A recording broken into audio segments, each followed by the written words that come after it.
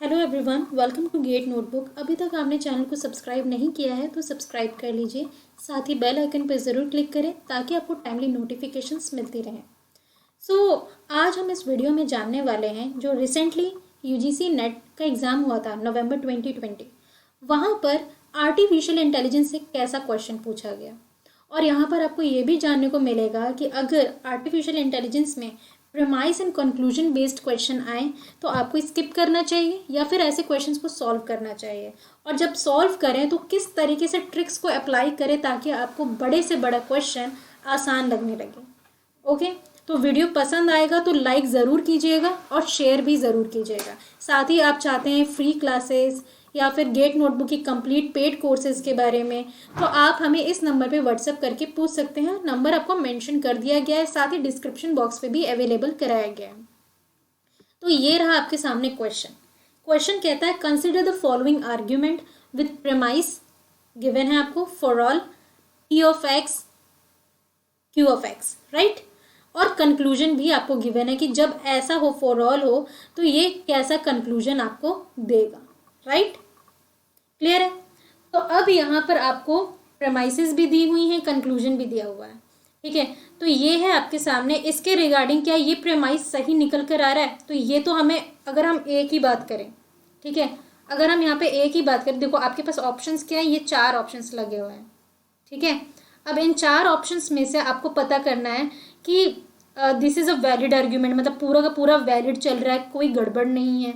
या फिर ऑप्शन 2 कहता है कि स्टेप सी और ई में जो इन्फ्रेंसेस दिए हुए हैं, ठीक है, ये आपका एक इन्फ्रेंस हो गया, ये आपका एक इन्फ्रेंस हो गया, तो ये जो इन्फ्रेंसेस दिए हुए हैं वो करेक्ट नहीं है सी और ई के।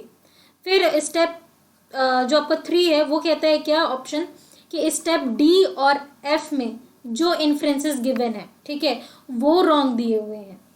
और फोर्थ कहता है कि स्टेप जी में जो दिया हुआ है इन्फ्रेंस वो रॉन्ग है, ठीक है। तो देखो एक तो हम एलिमिनेशन मेथड लगा लेते हैं, जी को एक बार चेक कर लेते हैं। तो जी क्या कह रहा है, for all x P of x, और यहाँ पर इस तरीके से। तो आप एक बात देखिए, ये आपको क्वेश्चन में ये गिवन है कि जब फॉर ऑल अंदर जाता है तो डिसजंक्शन कंजंक्शन में बदल जाता है, एज यू कैन सी, है ना। तो ये आपको सीधे यहाँ पे दिया हुआ है, तो ये गलत कैसे हो सकता है, ये इन्फ्रेंस तो आपका करेक्ट है। और यहाँ पर कहा भी जा रहा है conjunction of D and F, ठीक है, डी और एफ को आप देख सकते हैं, ये रहा डी और ये रहा एफ, इन दोनों को कंजंक्शन करेंगे तो आपको यही मिलेगा। क्लियर है। तो जी तो आपका करेक्ट है, और यहाँ पे फोर्थ ऑप्शन कह रहा है कि ये रॉन्ग है, तो ये हम नहीं कह सकते, ये आपका आंसर नहीं होगा। एलिमिनेशन मेथड लगा दिया। अब आगे बढ़ते हैं इसके सोल्यूशन पे, ठीक है, ये हमारा आंसर नहीं होगा, इतना हम क्लियर कर चुके हैं। आगे हम 1 बाय 1 चेक करते हैं। हमारे पास हमने पहले क्या लिया, for all x P of x disjunction Q of x, ठीक है, ये आपका प्रेमाइस है, ए आपका सही है क्योंकि यहाँ से हम स्टार्टिंग कर रहे हैं। आगे कहा जा रहा है P of C disjunction Q of सी।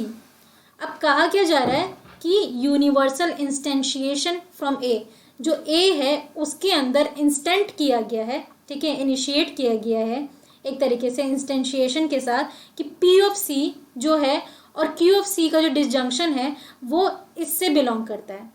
क्या हमारे पास इससे रिगार्डिंग कोई भी पॉइंट कहीं पर दिया हुआ है, कोई भी पॉइंट कहीं पर भी दिया हुआ है इसके regarding?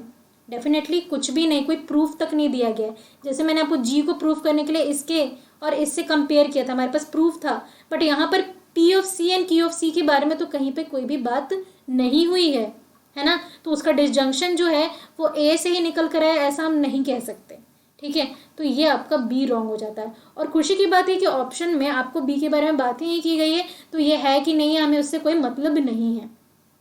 Let's come to step C. Step C कहता है P of C. P of C के बारे में कह रहा है सिंप्लीफिकेशन फ्रॉम बी। हाँ, बी को अगर हम सिंप्लीफाई करेंगे तो मुझे पी ऑफ सी मिल रहा है, यहाँ पर ऐसी बात कही जा रही है, ठीक है।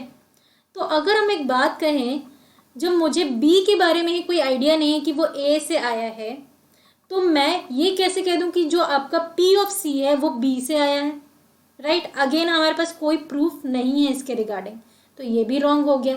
जब इसका प्रूफ नहीं तो इसका कैसे हो सकता है, ठीक है। तो ये बी का सिंप्लीफिकेशन नहीं माना जाएगा। Let's come to D, for all x P of x. ये कहा जा रहा है यूनिवर्सल जनरलाइजेशन ऑफ सी।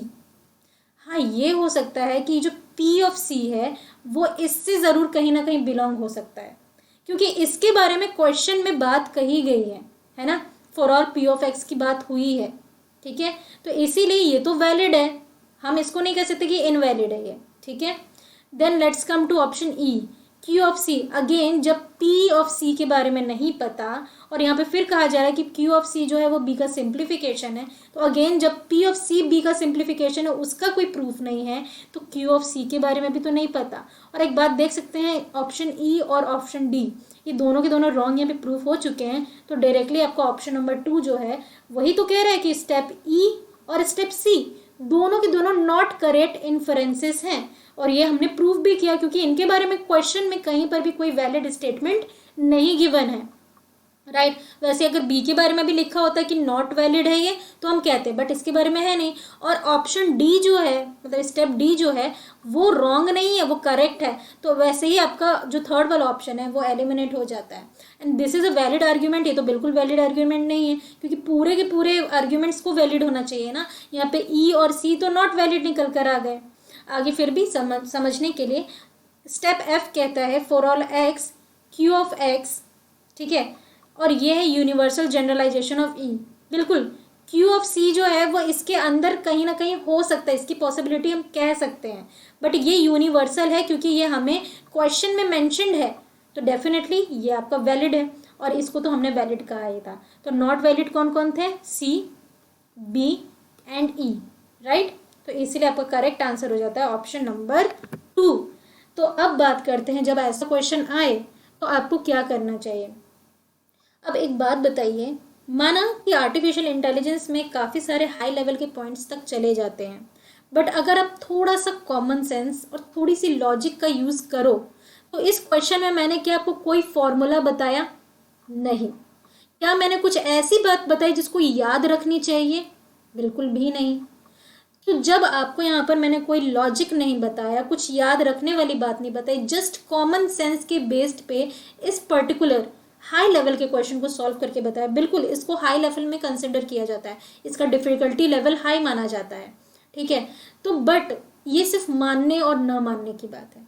जब आपके पास ऐसा क्वेश्चन आए, आप एक बार थोड़ा सा शांत दिमाग से समझें कि क्या यहाँ पर यहाँ पे वैलिडिटी को देखी जा रही है कि कौन चीज़ वैलिड है और कौन सी चीज़ वैलिड नहीं है, ठीक है।